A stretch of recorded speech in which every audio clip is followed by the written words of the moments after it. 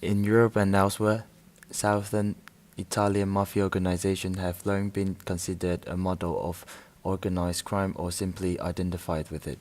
The expression organized crime became common only in the last 40 years of the 20th century and is still nowhere precisely defined in the Italia legislation. Since the unification of the country in 1861, however, the government crime policy have been based on the assumption of existence of stable criminal organization in southern Italy and particularly in Sicily.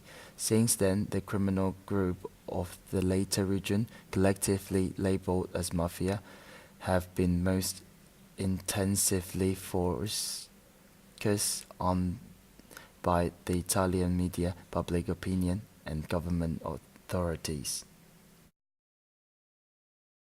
The phenomenon of Pizzo has been widespread, covering over 70% of Sicilian shops and 58% of all Sicilian enterprises, as shown by a survey done by SOS Impresa and Confesercenti 2007.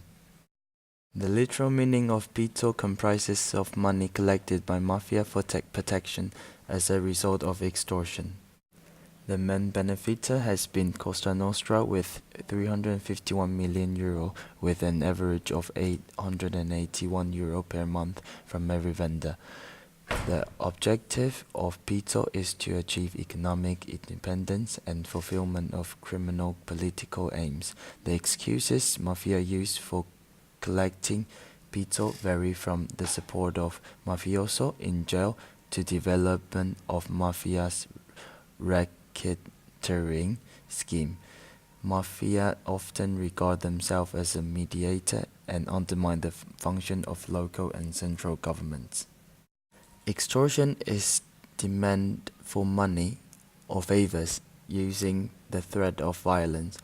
An extortion racket is the continuous, regular, and systematic extortion of several victims by a criminal or criminal organizations.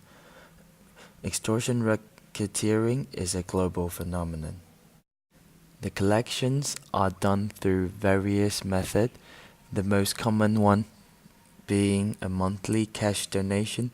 The payment can also be imposed to vendors having placed their own mafioso inside the business. This is not only an economic impact on corporations, but it gives them a huge leverage toward exporting their system. The advantage can range from imposed partnership to having ban on different institutions, creating a destabilized economic throughout the market. The damage that mafia does to the Sicilian economic on a yearly basis is considerable, costing the Sicilian people over €1 billion per year. This equal to 1.3% of Sicilia's annual GRP. AddioPizzo is a civic movement originating in 2004 with 7 students and since then having developed into one of the most important bottom-up resistance groups against the mafia. Their initial campaign was to plaster the city of Palermo with stickers stating, "A society who pays the pizzo is a society without dignity." Since then, AddioPizzo has recruited increasingly numbers of entrepreneurs, from small shops and restaurants to large corporations, with a current membership of 1,000 entrepreneurs and 12,000 consumers taking an anti-pizzo stance. Members of this movement pledged to no longer pay the pizzo and have their finances thoroughly investigated to verify the pledge.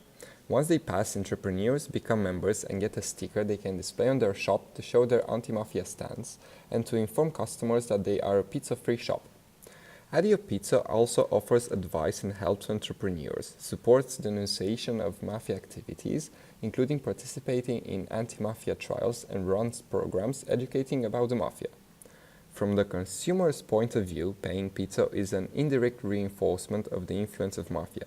Supporting AddioPizzo shops cuts off the power and finance of mafia organizations. AddioPizzo built a successful label able to conquer the trust of consumers thanks to both its strategy and to the process of credibility building.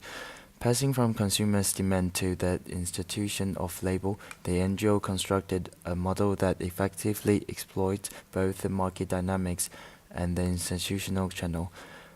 The strategy proposed by the Sicilian NGO is indeed a fascinating case study because of the way it creates a net cooperation between institutional actors such as police and schools and the market-led actors, for example, consumers and businesses. AddioPizzo proved that the interests of institutions, business, and consumers, which are often seen mutually exclusive and not aligned, are perfectly compatible.